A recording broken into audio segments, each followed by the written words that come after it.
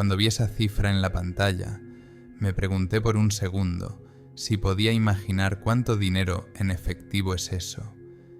Y es difícil de imaginar. 1.500 millones de dólares, vaporizados de la noche a la mañana. Pero eso no es lo interesante. Lo interesante era que quien lo hizo nunca respondería.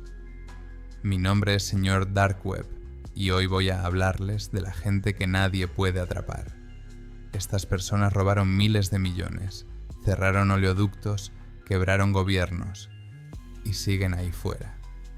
Hoy vas a conocer a 5 grupos que han dado forma a la ciberdelincuencia moderna. Las personas de las que voy a hablar no son solo hackers, son entidades organizadas con protección a nivel estatal. Y después de lo que he aprendido, me doy cuenta de que no se les atrapa porque no se les puede encontrar. No se les atrapa porque favorezca a alguien. 5 millones de dólares. Esa es la recompensa ofrecida por un hombre que vive en una lujosa mansión de Moscú. Conduce un Lamborghini con matrícula BOR y está casado con la hija de un alto cargo del FSB. Se llama Maxim Yakubets y es el ciberdelincuente más buscado del mundo. Pero las autoridades rusas ni se plantean tocarle, porque Maxim no es solo un ladrón, es parte del sistema. La historia de Evil Corp comenzó mucho antes de que el mundo conociera su nombre. Allá por el año 2009, un joven ucraniano llamado Maxim Yakubets, conocido en la Darknet como Aqua, trabajaba con el legendario ciberdelincuente Eugene Bogachev. Juntos crearon el malware Zeus y Game Over Zeus, herramientas que robaron datos bancarios en todo el mundo. Pero Yakubek era ambicioso. Quería más. En 2014, reunió a un equipo. No solo hackers, sino profesionales con años de experiencia. Gente en la que confiaba. Muchos de ellos eran parientes suyos. Su padre Víctor, su hermano Artyom, sus primos Dmitry y Kirill Slobodsky. Todos pasaron a formar parte de lo que más tarde se llamaría Evil Corp. No era una banda. Era un negocio familiar. Crearon Dridex, un troyano bancario de nueva generación. El programa era ingenioso por su sencillez. Llegaba por correo electrónico, disfrazado de documento ordinario. Una factura, un aviso, cualquier cosa. Una persona abría el archivo y eso era todo. Dridex entraba en el sistema. Robaba contraseñas, datos de tarjetas bancarias, acceso a cuentas, y lo hacía sin ser detectado. Imagínese a una enfermera en una pequeña ciudad. Llega al trabajo. Abre una carta supuestamente de una compañía de seguros. Una semana después, su cuenta está vacía. Los ahorros que había guardado durante años para la educación de su hija han desaparecido. Llama al banco, pero se dan por vencidos. El dinero salió legalmente, desde su dispositivo, con las contraseñas correctas. El servicio técnico dice que es un virus, pero ¿qué cambia eso? No hay forma de recuperar el dinero. Hay miles de historias de este tipo. Dridex ha infectado ordenadores en más de 40 países, cientos de bancos e instituciones financieras. Evil Corp robó más de 100 millones de dólares solo con este programa, pero lo más importante es que comprendieron cómo funcionaba el sistema. El dinero se blanqueaba mediante complejas tramas en las que participaban mulas, personas que ni siquiera sabían que estaban participando en un delito. Criptomoneda, empresas fantasma, paraísos fiscales. Todo estaba pensado hasta el último detalle. Pero en 2017, robar a los bancos ya no era lo bastante rentable. El mercado estaba cambiando. Y Evil Corp evolucionó. Se pasaron al ransomware. El nuevo esquema era más sencillo y eficaz. No robar dinero poco a poco, sino paralizar toda la empresa y exigir un rescate. BitPaymer fue el primero en caer. BitPaymer se diseñó para atacar a grandes organizaciones, aquellas que podían pagar millones. A Evil Corp ya no le interesaban los usuarios normales, perseguían caza mayor. hospitales, empresas manufactureras, ayuntamientos. El ataque era el siguiente. Primero, accedían a la red de la empresa a través de Dridex, la estudiaban desde dentro y encontraban los sistemas más críticos. Y luego, lanzaron BitPaymer. Todos los archivos fueron encriptados, se paraba el trabajo y aparecía un mensaje diciendo que pagaras o lo perderías todo. En 2018, un pequeño hospital del medio oeste de Estados Unidos se encontró con este problema. Un lunes por la mañana, los médicos acudieron a trabajar y se encontraron con que no podían acceder a los historiales médicos de los pacientes. El sistema de reserva de quirófanos no funcionaba. Los datos de laboratorio no estaban disponibles. Las pantallas mostraban una petición de rescate. Los administradores del hospital tuvieron que elegir entre pagar o arriesgar la vida de los pacientes. Las operaciones se retrasaron. Los pacientes con enfermedades agudas fueron desviados a otras clínicas. Si tenían tiempo, el hospital pagó. No se reveló la cantidad, pero se habló de cientos de miles de dólares. Evil Corp creó una cinta transportadora. Después de BitPaymer llegó Doppelpaymer, una versión mejorada desarrollada por un grupo derivado dirigido por Igor Turashev, mano derecha de Jakubets. Luego Wasted Locker, luego Aides. Cada nueva versión era más sofisticada que la anterior, pero en diciembre de 2019 todo cambió. El Departamento de Justicia de Estados Unidos presentó cargos contra Maxim Jakubets e Igor Turashev. El Departamento del Tesoro impuso sanciones a todo el grupo. 17 personas y 7 organizaciones. Se congelaron sus activos. El FBI anunció una recompensa de $5 millones por Jakubets, la mayor cantidad jamás ofrecida por un ciberdelincuente. Pero lo más importante era otra cosa. Las autoridades estadounidenses lo declararon públicamente. Maxim Jakubets trabajaba para el gobierno ruso. Desde 2017, realizaba misiones para el FSB, el Servicio Federal de Seguridad ruso. El cibermundo se enteró de lo que muchos sospechaban, pero temían decir en voz alta. La línea que separa la ciberdelincuencia del espionaje de Estado en Rusia ya no existe. Y aquí entró en juego un hombre del que merece la pena hablar por separado. Eduard Vendersky, suegro de Jakubets. Un antiguo oficial de las Fuerzas Especiales del FSB, veterano de la legendaria unidad Wimpel. Un hombre con conexiones en lo más alto. Según la investigación de Bellingcat, Vendersky, a través de sus empresas, participó en operaciones de liquidación en el extranjero ordenadas por el Kremlin. Se convirtió en una tapadera de Evil Corp. Cuando Estados Unidos impuso sanciones en 2019, fue Vendersky quien proporcionó protección física a los miembros del grupo y se aseguró de que las autoridades rusas no los tocaran. Convirtió el negocio familiar en un activo estatal. Tras las sanciones, Evil Corp no desapareció. Se adaptaron. Dejaron de usar Dridex para llamar la atención. Cambiaron a una nueva herramienta para el acceso inicial, Sockgolish, JavaScript malicioso que se hace pasar por una actualización del navegador. Desarrollaron nuevos ransomware, Hades, Phoenix Locker, Payload Bean, Macao, cada uno con identificadores únicos para que las víctimas no sepan que están tratando con un grupo autorizado. Porque bajo la ley de EU, las empresas no pueden pagar rescates a organizaciones sancionadas. Evil Corp lo evitó. En octubre de 2024, Estados Unidos, Reino Unido y Australia impusieron simultáneamente nuevas sanciones. Otras 7 personas y 2 organizaciones resultaron afectadas, entre ellas el propio Vendersky y el padre de Jakubets, Víctor. Resultó que uno de los desarrolladores clave de Evil Corp, Alexander Ryzhenkov, trabajaba paralelamente como afiliado de Lockbit, otro importante grupo de ransomware. Todos ellos operaban como una única red. entrelazada por vínculos familiares y delictivos. Hoy Maxim Yakubets vive en Moscú, compra propiedades, va a restaurantes, publica fotos en las redes sociales. En una de ellas aparece su Lamborghini Gallardo con matrícula BOR. Los medios rusos escriben abiertamente sobre él, llamándole el hacker que robó $100 millones. No se esconde, porque sabe que no le tocarán. Y esto me lleva a la pregunta que me ha estado rondando la cabeza.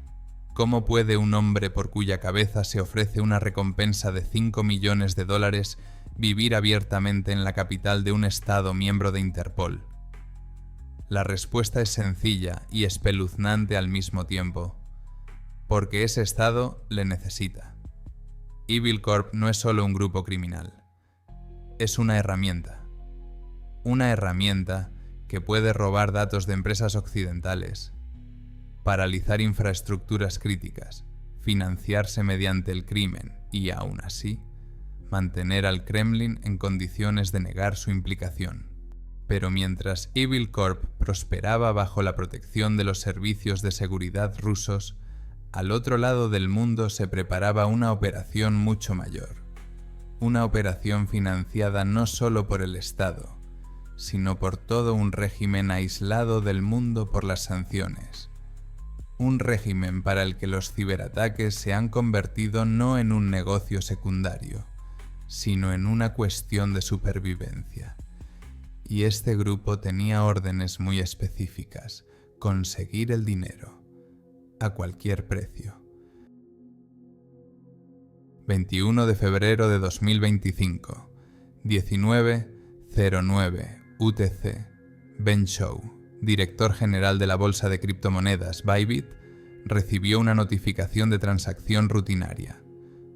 Transferir fondos de un monedero frío a uno caliente era una transacción rutinaria que había firmado docenas de veces. Comprobó la dirección. Todo parecía correcto. Firmó la transacción. Y en ese momento, 401.000 Ethereum, $1.500 millones, desaparecieron. El mayor robo de criptomonedas de la historia de la humanidad se produjo en cuestión de minutos. El grupo Lazarus no es una banda de hackers cualquiera. Es una unidad militar. Oficialmente, dependen de la Oficina General de Inteligencia de la RPDC, el mismo RGB que controla todas las operaciones especiales del régimen, pero su misión no es el espionaje. Su trabajo es el dinero. Mucho dinero. Porque Corea del Norte está asfixiada por las sanciones internacionales y la criptomoneda se ha convertido en la única forma que tiene el régimen de Kim Jong-un de financiar su programa nuclear. La historia de Lázaro comenzó allá por el año 2007. Por aquel entonces recibían varios nombres: Cobra Oculta, Guardianes de la Paz, Think. Se hicieron famosos por el ataque a Sony Pictures en 2014. Entonces los hackers destruyeron el 70% de los portátiles y ordenadores de la empresa. Filtraron la correspondencia de los directivos y los datos personales de los empleados. Pero eso no fue más que un calentamiento. La verdadera especialidad de Lazarus son los delitos financieros. Sus métodos están perfeccionados. No atacan de frente. Son pacientes. La campaña, cuyo nombre en clave era Trader Traitor, funcionaba así. Los hackers crearon perfiles falsos de criptooperadores de éxito en LinkedIn y Twitter. Establecieron contacto con empleados de bolsas de criptomonedas. Pasaron meses generando confianza. Ofrecieron acuerdos lucrativos y compartieron información privilegiada.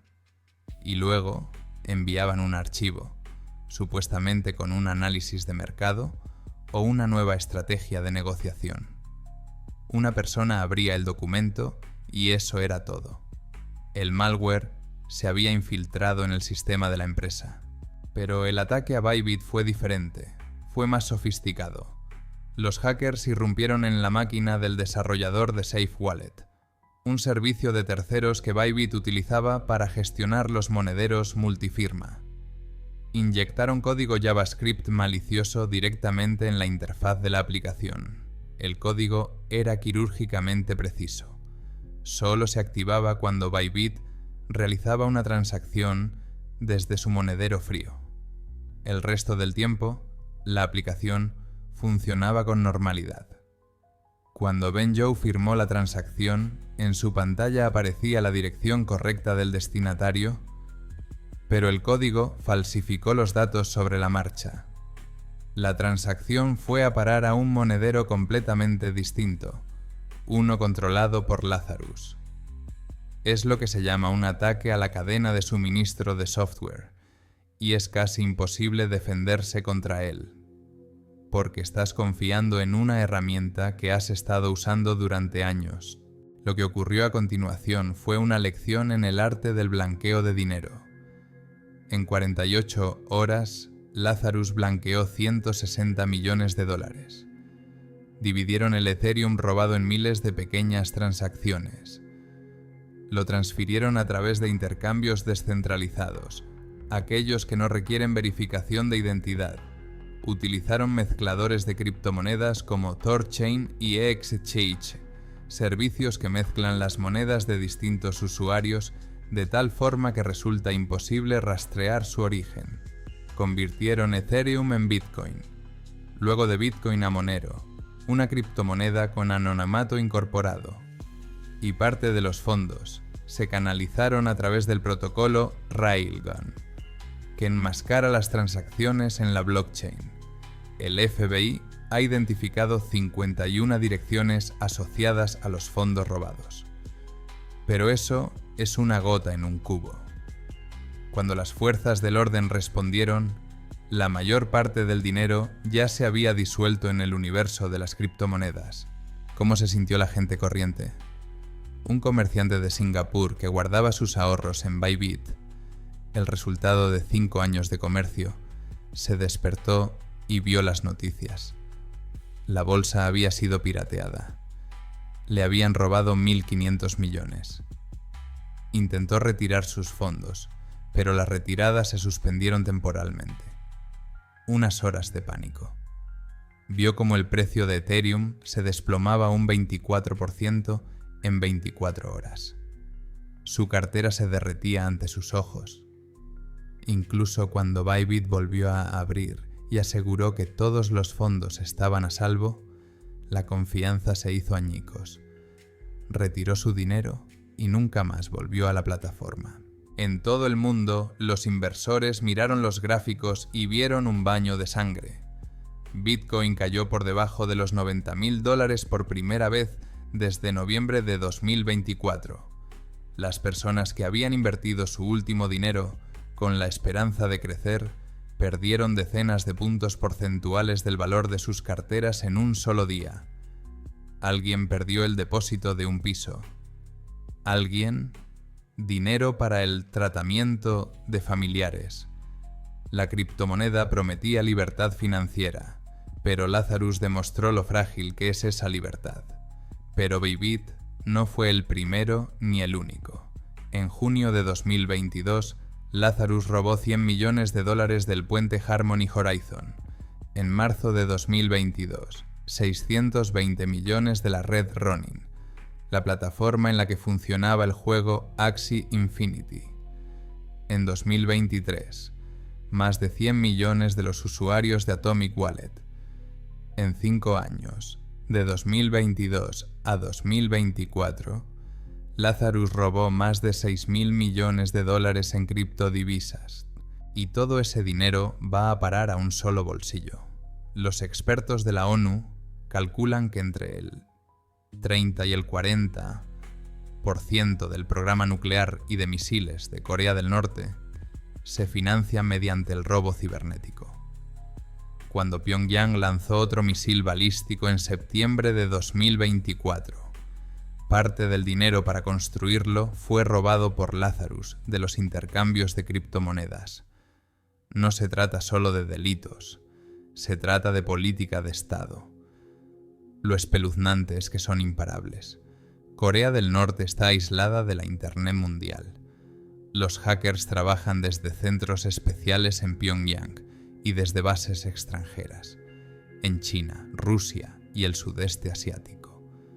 Utilizan VPN y servidores proxy, haciéndose pasar por legítimos especialistas informáticos. Nadie los extradita porque trabajan para un régimen que se considera fuera del derecho internacional.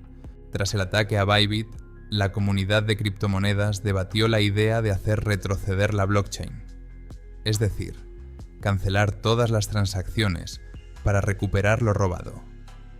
Esto ya se hizo en 2016, tras el hackeo del DAO. Pero esta vez, la comunidad se negó, porque la reversión socava el principio básico de las criptomonedas, la inmutabilidad de la cadena de bloques. Si puedes deshacer una transacción hoy, puedes deshacer cualquier transacción mañana. Y eso no es descentralización, eso es control. Y aquí es donde surge la paradoja. La criptomoneda se creó como un instrumento para liberarse del control estatal, pero también se ha convertido en la herramienta perfecta para los estados delincuentes. Corea del Norte utiliza blockchain para eludir las sanciones. Irán experimenta con la criptomoneda para comerciar con petróleo. Rusia explora formas de eludir las restricciones financieras occidentales mediante activos digitales. Lazarus demostró que en el mundo de las criptomonedas casi no hay defensa. Monederos fríos, multifirmas, auditorías de seguridad. Todo esto se puede eludir si los atacantes son lo suficientemente pacientes y creativos. Y cuando tienen detrás a todo un Estado con recursos ilimitados y total impunidad, es casi imposible detenerlos. Pero si Lázaro robaba para la supervivencia del régimen, el siguiente grupo lo hacía por puro afán de lucro. No estaban sirviendo al Estado, solo utilizaban su territorio como refugio seguro, y su ataque mostró al mundo lo vulnerables que son las infraestructuras críticas cuando se trata de ransomware. Porque a veces es más barato pagar que explicar por qué la gente no tiene gasolina. 7 de mayo de 2021, 6 de la mañana. El despachador de Colonial Pipeline en Georgia abrió la estación de trabajo y vio el mensaje en la pantalla. El sistema está encriptado. Todos los archivos son inaccesibles. Se pide rescate. Llamó a la dirección. Una hora más tarde, la empresa tomó una decisión que lo cambió todo. Cerró el oleoducto. Todo. De Texas a Nueva Jersey. 8.500 kilómetros. El 45% de toda la costa este de Estados Unidos ya no estaba disponible. Y cundió el pánico. El oleoducto Colonial es la arteria de la economía estadounidense. Por él pasan cada día 100 millones de galones de gasolina, gasóleo y combustible para aviones. Pero el 7 de mayo, esa arteria dejó de latir, y la culpa la tuvo una contraseña. Una contraseña comprometida de una cuenta VPN inactiva, sin autenticación multifactor. Los hackers de DarkSide accedieron a la red corporativa de Colonial Pipeline y esperaron el momento. No atacaron las bombas en sí, sino que las mantuvieron en funcionamiento. Cifraron el sistema de facturación. La empresa fue físicamente incapaz de facturar a los clientes, así que la dirección decidió que era mejor pararlo todo que trabajar a ciegas. La enfermera Casey, residente en Charlotte, Carolina del Norte, terminó su turno de noche y se dirigió a casa. El indicador de gasolina mostraba un depósito vacío, así que pensó repostar por el camino. Pero en la primera gasolinera no había gasolina, tampoco en la segunda. En la tercera se encontró con una cola de 30 coches y bolsas colgando de los surtidores, señal de que se había acabado el combustible. Casey llamó asustada a su marido. Tenía el depósito casi lleno, pero estaba a 200 kilómetros, en el trabajo. Consiguió llegar a casa con las últimas gotas, dejando el coche en el arcén a 2 manzanas de distancia. Estas historias se multiplicaron por todo el sur de Estados Unidos. El 11 de mayo, el 71% de las gasolineras de Charlotte estaban sin combustible. En Washington, D.C., el 14 de mayo, el 87% de las gasolineras estaban cerradas. La gente hacía cola en las gasolineras desde las 4 de la mañana. Algunos estuvieron parados durante 3 horas. Algunos no lo consiguieron. Se estaban quedando sin combustible delante de sus propios ojos. Los precios se dispararon por encima de los $3 el galón por primera vez desde 2014. En algunos lugares subieron 16 centavos de la noche a la mañana, y los gobernadores de Florida, Georgia, Carolina del Norte y Virginia declararon el estado de emergencia. Florida activó la Guardia Nacional. Carolina del Norte suspendió la regulación del transporte de combustible. Georgia canceló temporalmente el impuesto sobre la gasolina. Pero lo peor de todo fue el comportamiento de la gente. Las redes sociales se llenaron de fotos y vídeos. Un hombre en Florida llenaba bolsas de plástico con gasolina en plena gasolinera. Alguien vertió combustible en contenedores. Otro consiguió llenar 4 bidones de 5 galones con gasolina y los metió en un Hummer. El coche se incendió justo en una gasolinera del condado de Citrus. La Comisión para la Seguridad de los Productos de Consumo de Estados Unidos emitió una advertencia de emergencia. No llenes bolsas de plástico con gasolina. Que hubiera que explicarlo, habla de la magnitud del pánico. Las aerolíneas tuvieron que hacer frente a la escasez de combustible. American Airlines canceló vuelos desde los aeropuertos de Atlanta y Nashville. La gente se quedaba tirada, se perdía reuniones importantes y funerales de familiares. La economía se ralentizaba. Los camiones se quedaban parados sin gasóleo. Las entregas se retrasaban. El precio de todo subía. Colonial Pipeline tuvo que elegir. Reconstruir el sistema desde cero podía llevar semanas, y cada día de inactividad suponía millones de dólares en pérdidas y caos social. Así que pagaron 75 bitcoins, 4 enteros, $4 millones. DarkSide envió un descifrador, pero funcionaba tan lentamente que era más fácil restaurar los sistemas manualmente. Más tarde, el Departamento de Justicia de Estados Unidos se incautó de 63 bitcoins, el 84% del rescate, pero para entonces su valor había bajado a 2 millones enteros. DarkSide se autodenominó apolítica. Decían que su objetivo era el dinero, no el caos. Trabajaban con un modelo de ransomware como servicio. Los creadores de malware lo alquilaban a socios afiliados, que llevaban a cabo los ataques y compartían una parte del rescate.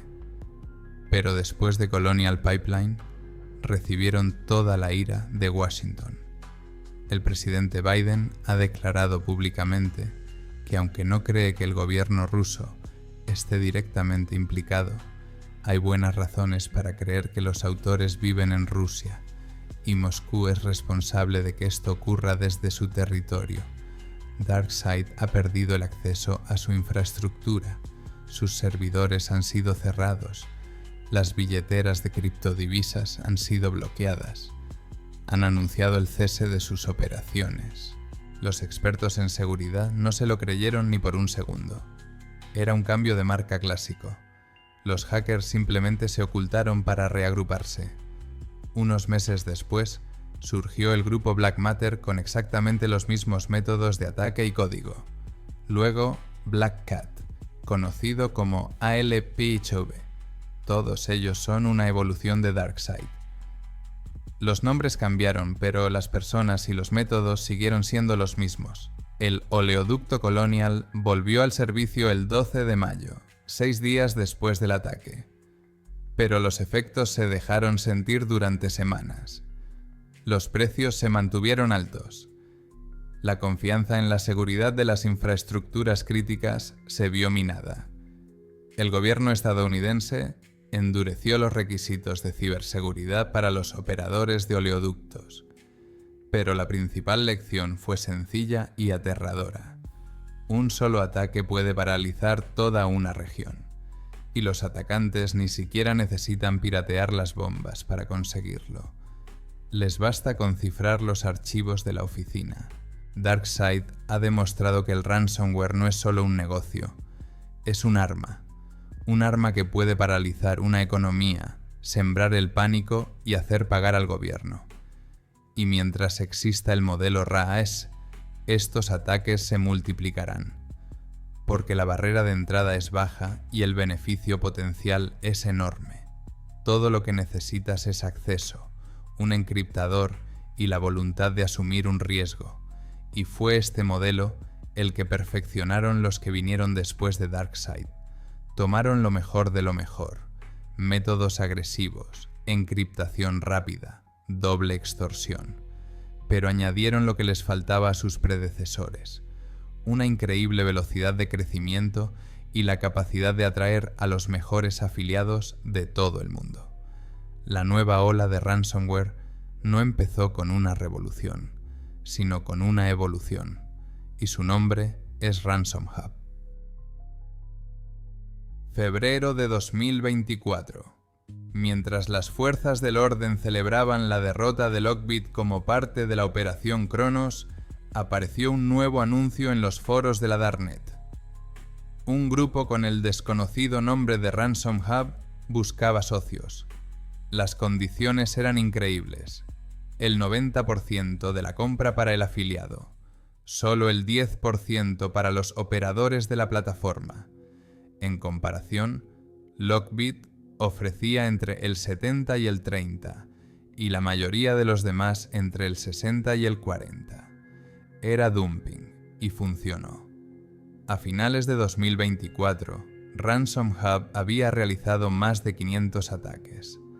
Se convirtieron en el grupo de ransomware más activo del mundo, superando incluso al recuperado Lockbit. En el primer trimestre de 2025, siguieron a la cabeza. 234 ataques solo en 3 meses. Una nueva víctima cada día. Y esos son solo los casos de los que se ha informado públicamente.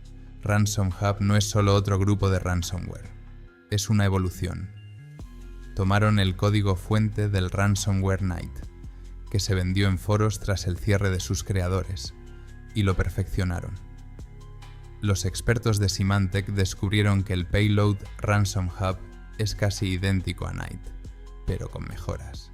Y las raíces de Night se remontan a Cyclops, un ransomware aún más antiguo. Es como una muñeca matrioska. Cada nueva generación utiliza el trabajo de la anterior y añade sus propias innovaciones. Pero el verdadero poder de Ransom Hub no está en el código, está en la gente. Tras la debacle de Lockbit y la desaparición de ALP y HB, decenas de afiliados experimentados se quedaron sin plataforma. Se trataba de profesionales con años de experiencia, herramientas y bases de datos de sistemas comprometidos. Ransom Hub les ofrecía las mejores condiciones del mercado y garantías. Si un afiliado no podía proporcionar un descifrador tras el pago del rescate, descifrado gratuito a cargo de los operadores. Esto desencadenó una migración de talentos. Los mejores hackers se movían bajo la bandera de Ransom Hub. Sus métodos son perfeccionados y despiadados. El acceso inicial suele obtenerse a través de sockgolish, un JavaScript malicioso que se hace pasar por una notificación de actualización del navegador. Una persona visita un sitio pirateado, ve una ventana emergente. Su navegador no está actualizado, actualices por seguridad. Hace clic y ya está. El malware está en el sistema. A continuación viene el reconocimiento. Los hackers estudian la red desde dentro, encuentran datos críticos, determinan cuánto puede pagar la empresa, y solo entonces atacan. Pero Ransom Hub no solo cifra archivos, utiliza el cifrado intermitente. En lugar de encriptar todo el archivo, encriptan solo partes de él, a intervalos. Esto acelera el proceso varias veces. Cuando los administradores se dan cuenta de lo que está pasando, la mitad de los sistemas críticos ya no están disponibles.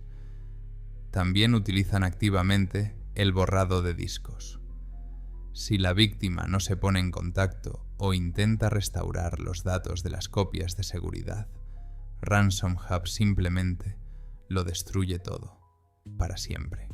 Para eludir los antivirus, utilizan EDR Kill Shifter, una herramienta que desactiva los sistemas de defensa de endpoints. Modifican scripts para eliminar CrowdStrike, Trend Micro, Apex One y otras soluciones populares. Entran en el sistema con una lista de cosas que eliminar primero. En otoño de 2024, Ransom Hub atacó al club de fútbol italiano Bologna FC. El club publicó un comunicado oficial en su página web. Habían sido víctimas de un ciberataque. Les habían robado datos. Advirtieron a los aficionados de que poseer o distribuir información robada es un delito grave. Ransom Hub asumió la responsabilidad. Pero no se trataba solo de un ataque a una organización deportiva. Miles de datos de aficionados se vieron comprometidos. Nombres, direcciones, números de tarjetas de crédito, correspondencia personal, personas que simplemente habían comprado una entrada para un partido se encontraron de repente con sus datos en la Darknet. Un administrador de Milán, aficionado del Bologna, se enteró del hackeo por las noticias. Una semana después, recibió llamadas extrañas. Alguien intentaba solicitar un préstamo a su nombre. Alguien pedía que le enviaran mercancías a su dirección. Le habían robado la identidad. Pasó meses intentando demostrar a los bancos y a la policía que no era él. Su solvencia se hunde. Rechazaron su solicitud de hipoteca, todo porque compró una entrada de fútbol. Pero lo más cínico de Ransom Hub es su ética. Declaran públicamente que no atacan a organizaciones sin ánimo de lucro, hospitales en estado crítico y países de la CEI, Cuba, Corea del Norte y China. Eso no es moralidad, es pragmatismo. Un ataque a un hospital podría provocar muertes y una reacción internacional. Un ataque a los países de la CEI podría acarrear problemas con las autoridades rusas, que suelen hacer la vista gorda ante el ransomware si no afecta a los suyos. La geografía de las excepciones indica directamente de dónde sopla el viento. Estados Unidos y Brasil son los principales objetivos de Ransom Hub. Las empresas estadounidenses son las que más pagan. Tienen seguros contra riesgos cibernéticos, reservas, presión de los accionistas. Es más fácil pagar 2 millones que explicar por qué el tiempo de inactividad costó 10. Y en Brasil, un mercado digital en rápido crecimiento con defensas inadecuadas es el blanco perfecto. En septiembre de 2024, el gobierno estadounidense emitió una advertencia. Ransom Hub había atacado al menos a 210 organizaciones de sectores críticos: agua, sanidad, gobierno, finanzas, transporte, comunicaciones. La lista parecía un inventario de cosas sin las cuales la sociedad no puede funcionar. No solo estaban robando dinero, estaban demostrando la vulnerabilidad de todo el sistema. Y eso es lo que hace especialmente peligroso a Ransom Hub, su resistencia. Cuando Lockbit fue aplastado, la actividad cayó durante un mes y luego se recuperó lentamente. Cuando se cerró ALPHB, los afiliados se dispersaron. Pero Ransom Hub está construido de forma diferente. Estructura descentralizada, múltiples puntos de entrada, espejos de infraestructura en diferentes jurisdicciones. Aunque las fuerzas de seguridad bloqueen algunos de los servidores, el sistema seguirá funcionando. En la primavera de 2025, la actividad de Ransom Hub decayó un poco después de que competidores como Shilling empezaran a secuestrar afiliados, pero siguen en la cima, porque su modelo funciona. Las comisiones bajas atraen a los mejores. Los pagos rápidos retienen a los afiliados.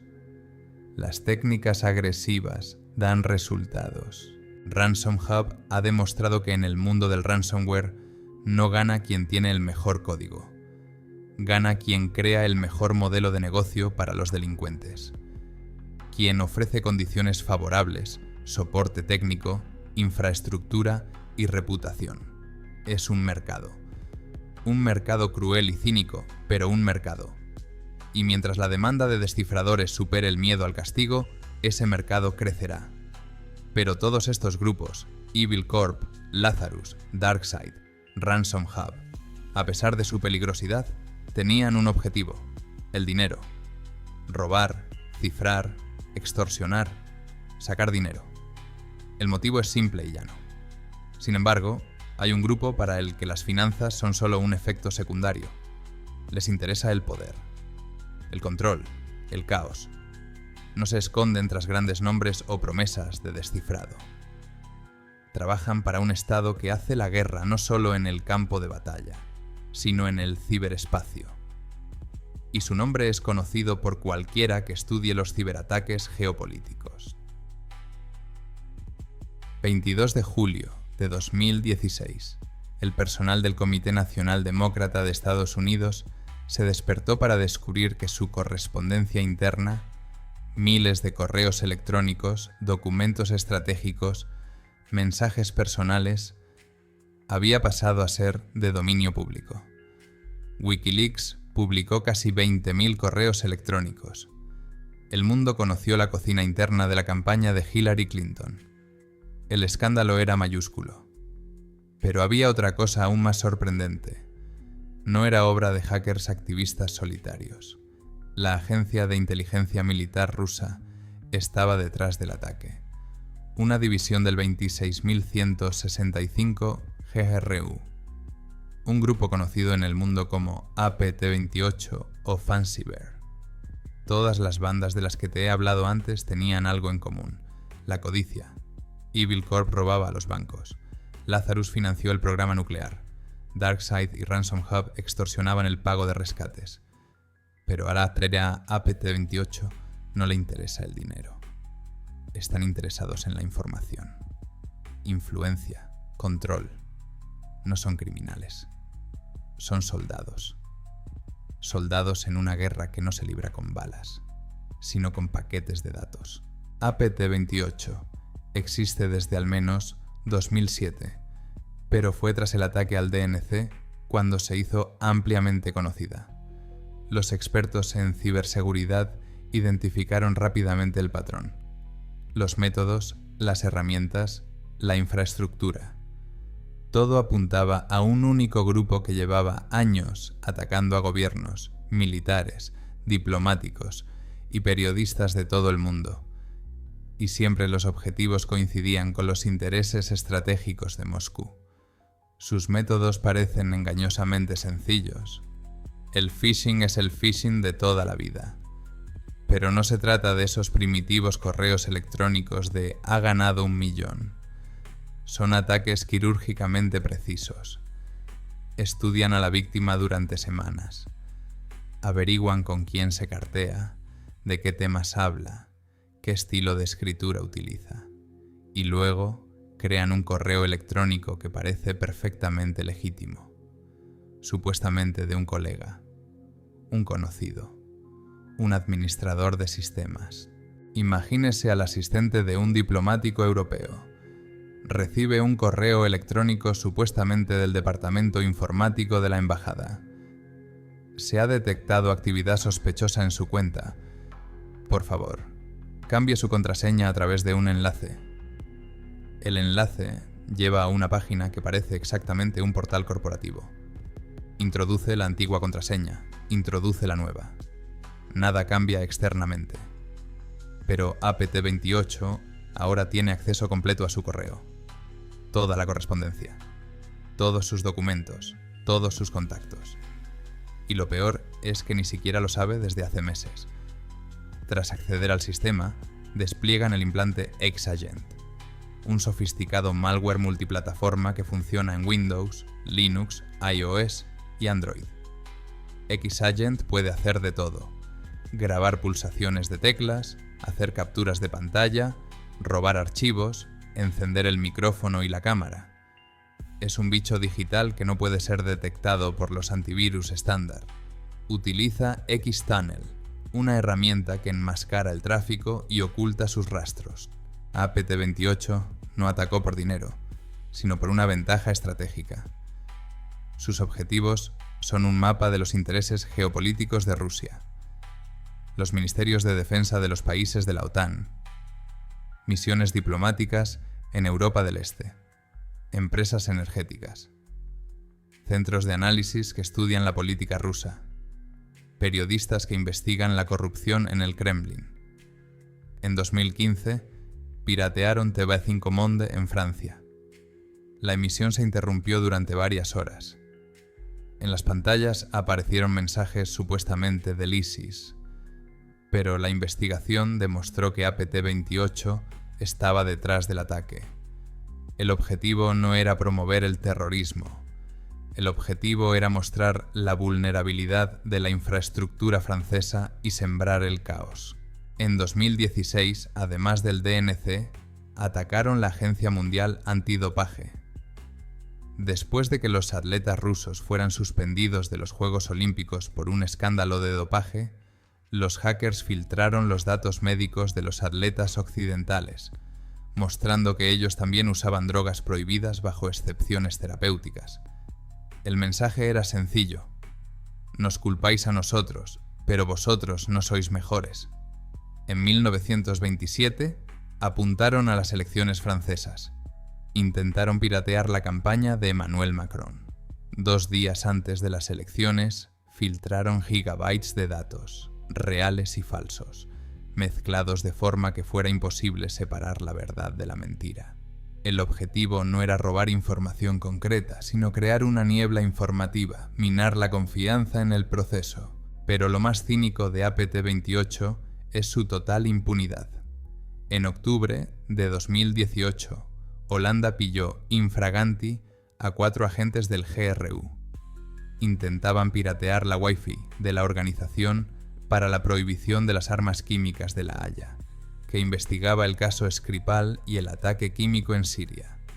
Los agentes los encontraron en un coche aparcado en las inmediaciones con antenas y ordenadores portátiles, pasaportes diplomáticos, billetes a Moscú, equipos profesionales de piratería informática. Las pruebas eran irrefutables, fueron expulsados del país. Y eso fue todo, sin arrestos, sin juicios, porque eran funcionarios rusos. Para un periodista que investiga la corrupción en el Kremlin, el ataque APT-28 no es solo un pirateo de correos electrónicos, es una amenaza para su vida.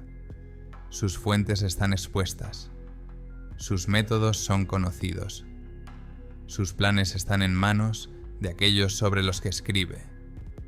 Un reportero occidental que trabajaba en un reportaje sobre la injerencia rusa en las elecciones descubrió una extraña actividad en su cuenta. Los correos electrónicos se marcaban como leídos antes de abrirlos. Los borradores desaparecían. Se puso en contacto con expertos en ciberseguridad y le confirmaron el peligro. Tuvo que destruir todos los dispositivos, cambiar todas las contraseñas y alertar a las fuentes. Una de ellas, un funcionario ruso que pasaba información, desapareció. Dejó de comunicarse. Aún se desconoce qué le ocurrió. Las APT-28 no solo roban datos, cambian la realidad, mezclan la verdad con la mentira, publican documentos reales junto con otros falsos, crean narrativas, influyen en las elecciones, minan la confianza en las instituciones, y lo peor de todo, es casi imposible demostrar su implicación a un nivel que satisfaga a un tribunal de justicia. Sí, los expertos saben que son ellos. Sí, hay pruebas técnicas, pero Moscú siempre lo niega. Siempre habla de rusofobia y provocación. En 2022, tras el estallido de la guerra, la actividad de APT-28 aumentó drásticamente. ataques a redes gubernamentales en países de la OTAN, intentos de piratear la infraestructura energética de Polonia y los países bálticos, campañas de phishing contra funcionarios y militares ucranianos, desinformación en las redes sociales. APT-28 se ha convertido en parte de la guerra híbrida, una guerra en la que los ciberataques son tan importantes como la artillería. Y eso es lo que hace especialmente peligrosa a la APT-28. Son invulnerables, porque no son solo criminales, son el Estado. Maxim Yakubets de Evil Corp teóricamente podría ser capturado si sale de Rusia. Los hackers norcoreanos pueden ser interceptados en terceros países, pero los oficiales del GRU están protegidos por pasaportes diplomáticos, están financiados por el presupuesto, están cubiertos por los servicios de inteligencia, e incluso si los pillan con las manos en la masa, lo máximo que les espera es la expulsión. APT-28 demostró que, en el mundo actual, los ciberataques son una extensión de la política por otros medios. Es una herramienta de influencia que no requiere tanques ni aviones. Todo lo que se necesita es una buena conexión a Internet y hackers con talento. Y mientras los estados estén dispuestos a utilizar esta herramienta, los ataques continuarán. Porque el coste es bajo y el efecto es enorme. APT-28 ha llevado a cabo cientos de operaciones en los últimos 15 años. Ha robado terabytes de datos, influido en las elecciones de varios países, comprometido a miles de funcionarios, diplomáticos y periodistas. Y ni una sola persona de este grupo ha sido castigada, porque no lo hacen a pesar del Estado, sino a instancias de él. Y ahora llegamos a la parte más importante. Les he hablado de los 5 grupos. Empresas familiares bajo el ala del FSB. Hackers norcoreanos financiando el programa nuclear. Ransomware que paralizó un oleoducto. Una nueva ola de ransomware que arrasa con todo a su paso. Y hackers militares que cambian el curso de las elecciones. Pero la gran pregunta no es quiénes son. La verdadera pregunta es por qué nadie los ha detenido todavía. Y la respuesta es más aterradora que todos sus ataques juntos. No se les castiga con todo el peso de la ley, no porque no se les pueda encontrar. Maxim Yakubets vive abiertamente en Moscú. Los oficiales del GRU operan desde edificios gubernamentales. Los hackers norcoreanos operan bajo las órdenes del régimen. El panorama actual de la ciberdelincuencia se basa en 3 pilares: distribución, defensa interestatal y política. Evil Corp está bajo el ala del FSB. Lazarus financia un programa nuclear. APT-28 es un ejército. DarkSide y Ransom Hub operan desde territorios donde las autoridades hacen la vista gorda. No se tocan porque los estados los necesitan. No es un fallo del sistema. Es una característica. Los 1.500 millones de dólares son la prueba de que la ciberdelincuencia se ha convertido en una herramienta de geopolítica. Mi nombre es Señor Dark Web. Ahora ya sabes quién está robando miles de millones. ¿Y por qué nadie los detendrá?